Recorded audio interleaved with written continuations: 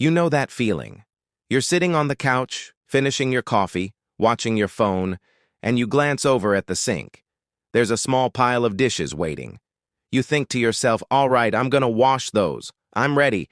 Give me like 30 seconds and I'll knock it out. You're genuinely at peace with this decision. But then your roommate walks in, or your mom, or your spouse, and they say, hey, can you wash the dishes? And suddenly, a physical door slams shut in your chest. You would rather die than touch that sponge. The motivation didn't just disappear, it was assassinated. You're not lazy, you were just about to do it. But the second it became a command, it stopped being a task and started feeling like someone was taking away your freedom. Sounds petty when you say it out loud, right? But this is one of the most common reactions in human behavior. It's that instant prickly heat you feel when someone tries to boss you around or control your time. Maybe you're the employee who crushes it at work until a micromanager shows up, and then you basically stop trying just to prove a point. Or maybe you're the person who flat out refuses to watch that show everyone's obsessed with on Netflix, specifically because everyone keeps telling you that you need to see it. If this resistance feels hardwired into who you are, you're not just being difficult. There's actually a fascinating psychology behind people who hate being told what to do. Before we dive in, please hit the subscribe button and let me know where you are watching this video from in the comments. Let's begin with the freedom fighters. This isn't about politics, it's a biological reflex called psychological reactance. For this type of person, autonomy isn't just a preference, it's survival. It's what they live for. When your brain perceives a threat to its freedom, like a direct order, or even a pushy suggestion, it triggers this intense urge to restore that freedom. It's not logical, it's primal.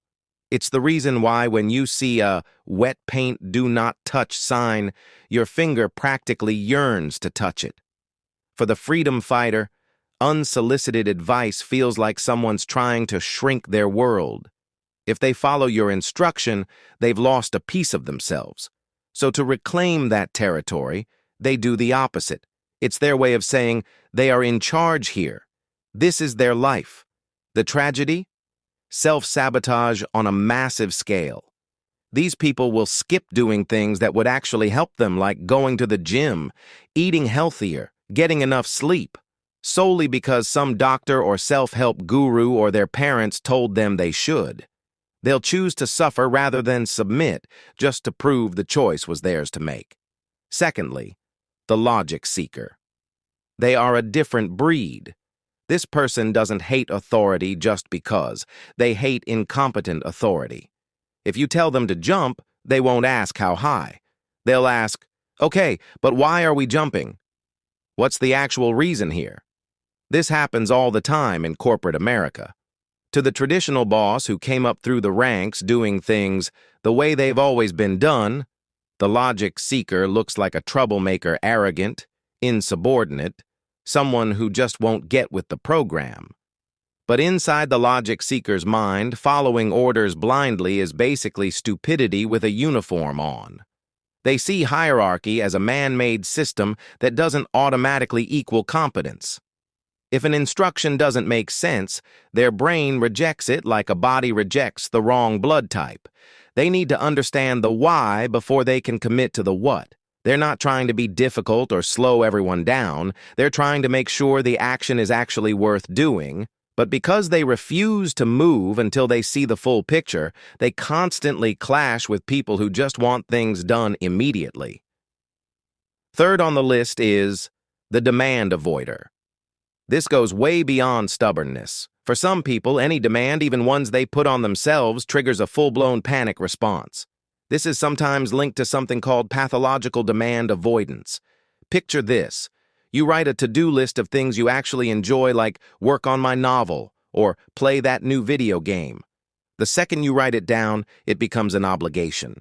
And because it's now an obligation, your brain tags it as a threat. The demand avoider feels this sudden, crushing weight when faced with any expectation. It's not that they're choosing not to do it. It's that their body is screaming at them that they can't. The pressure builds this wall of anxiety that turns simple stuff like responding to a text or taking out the trash into climbing Mount Everest in flip-flops. To everyone else, they look lazy or like they're just procrastinating. But on the inside, they're in a full-blown wrestling match with their own adrenaline system just to do basic things like shower or check their email. It's constant negotiation with their own brain, where the only way to actually get things done is to somehow trick themselves into thinking it wasn't a demand in the first place. Finally, there's the counter-dependent. This is the person whose fierce independence is actually a defense mechanism built from past wounds. On the surface, they look strong, capable, totally self-reliant. They're the ones who say, they've got it, they'll handle it myself, and they mean every word. But this refusal to accept help or direction usually comes from a bone-deep distrust. At some point, they learned that depending on others meant getting hurt, or that following someone else's lead ended in disappointment or betrayal. When you tell a counter-dependent person what to do, they don't hear helpful guidance. They hear you talking down to them. They interpret your help as you trying to control them, and your directions as an attack on their competence. They've built this fortress of, I don't need anyone, and every time you try to give them an order or offer advice, it's like you're knocking on the walls of that fortress, and all it does is remind them to lock the door even tighter. They guard their independence like it's the only thing between them and chaos, because to them, it is. It's wild how much of who we are comes down to who we let influence us. For some people, following directions is no big deal. It's actually a relief, one less decision to make in an already overwhelming world. But for the command-resistant folks we've been talking about, every instruction feels like a small war over their soul. Whether it's the freedom fighter protecting their autonomy, the logic seeker demanding things make sense, the demand avoider battling their own anxiety, or the counter-dependent protecting old wounds. The core issue is the same, the need to feel like they're writing their own story. So, what about you? Did you see yourself in the person staring at that sink, refusing to wash dishes purely because someone told them to?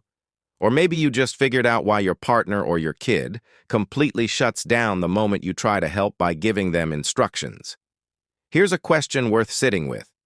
Is your resistance actually protecting your freedom?